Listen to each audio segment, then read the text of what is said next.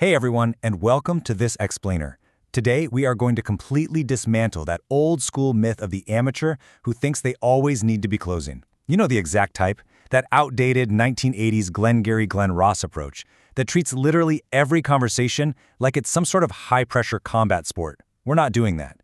Instead, we're going to construct the ultimate, scientifically backed framework for high-status influence.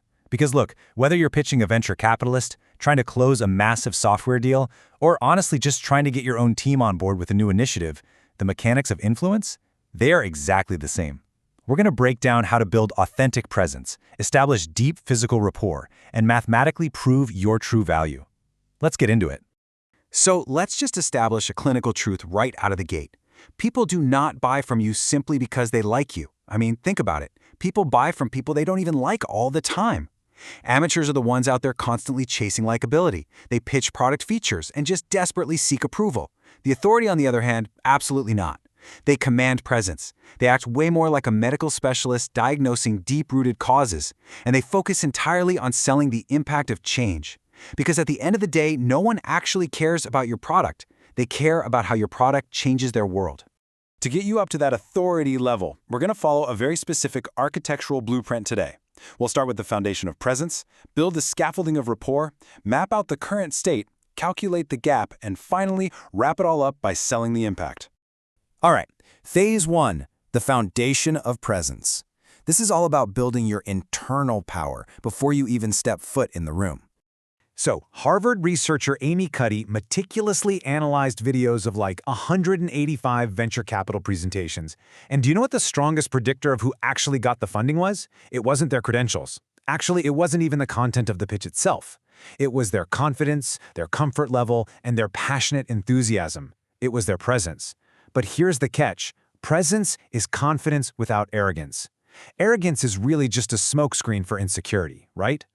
True presence is about trusting your own story so completely and being so deeply attuned to your authentic self that the buyer's limbic system detects absolutely zero dissonance. You're carrying tools, not weapons.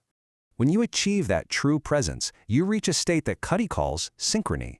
Basically, when you are genuinely comfortable and confident, everything just aligns. Your speech, your facial expressions, your posture, your movements, they all synchronize into this palpable, resonant harmony.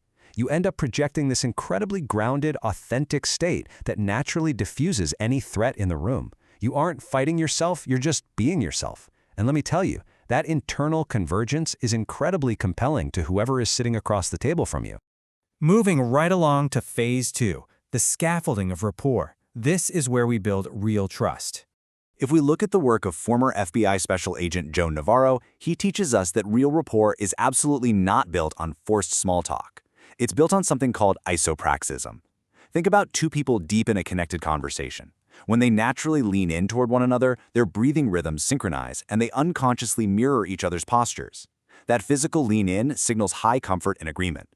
On the flip side, and you can see the stark contrast here, we naturally and subconsciously lean away from people and things we disagree with or dislike. So if you're pitching and you see someone physically leaning back and breaking that posture, you need to stop and recalibrate right then and there. Which leads us to the ultimate subconscious signal of trust, ventral fronting. Now, this is deeply rooted in our limbic brain. It's an evolutionary survival mechanism, and it's exactly how we physically display comfort. When we favor someone, we turn our torso, our chest, our most vulnerable ventral side directly toward them. By moving closer and exhibiting this ventral fronting, you are literally signaling to the buyer's subconscious that social harmony has been achieved. You are physically demonstrating unrestrained trust, and that is what opens them up for the profound discovery process we're about to jump into. Okay, phase three, mapping the current state. Think of this as the excavation phase. Now, we are diving into the powerful methodology of gap selling, pioneered by Keenan. Look, the current state is the absolute anchor of the buyer's perceived reality. You cannot influence change unless you know exactly what is happening in your buyer's world today. Let's say a prospect tells you they have a headache. The amateur immediately goes, "Oh, I have aspirin," and tries to close. But the authority asks questions. Is it just a simple headache? Or do they have a headache because they have a $500,000 proposal due in 3 hours and their software just crashed? See the difference? You have to clinically dig into their intrinsic motivations, the realities of their business operations, and most importantly, the exact root causes of their current malfunction. Seriously, burn this principle into your memory right now. The sale is won at the beginning, not the end. There was this massive data analysis done by Gong.io where they looked at over 1 million sales calls, and what they found was wild. Closing techniques sound essentially identical whether a deal is won or lost. The actual difference? It's all found in the discovery phase, the very beginning. In the winning deals, the salesperson listened more than half the time. If you fail to properly diagnose that current state through rigorous, empathetic questioning early on, your deal is pretty much doomed from the start. That brings us to phase 4, calculating the gap. This is where we engineer the bridge. Influence is essentially a structural art, and it's perfectly defined by the gap formula. Step 1, you firmly define the current state, because that's where their pain lives. Step 2, you help them envision the future state, which is the pleasure of finally resolving those problems. In step 3, you contrast the two to mathematically calculate the true value of your deal. The literal, measurable distance between where they are right now and where they desperately want to be, that is the gap. Let's actually put a number to it so you can see exactly how powerful this really is. Let's say during discovery you find out their current state is totally stagnant at $100 million in revenue. Then, through careful questioning, they tell you their desired future state. The number they absolutely need to hit to satisfy their board is $110 million. When you subtract that stagnant current state from the future state, you expose a cold, hard $10 million chasm. That $10 million? That's the gap. That is the true value of what you are solving. You aren't just selling a piece of software or a consulting package, you are selling a $10 million solution. Finally, phase 5, selling the impact. It's time to actually cross that gap.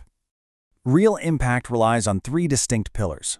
First up, the technical impact. Sure, a solution might streamline daily processes and offer more precise reporting, but honestly, that's just a beginning, because that technical efficiency is what unlocks the business impact. Now that processes are streamlined, customer satisfaction starts rising and orders actually increase, which finally leads us to the ultimate driver, the core or personal impact. This is the big one. This is where the executive beats their competition, their stock price goes up, and they finally satisfy the board. You have to stop pitching features. You need to sell the impact that will actually carry them across the gap.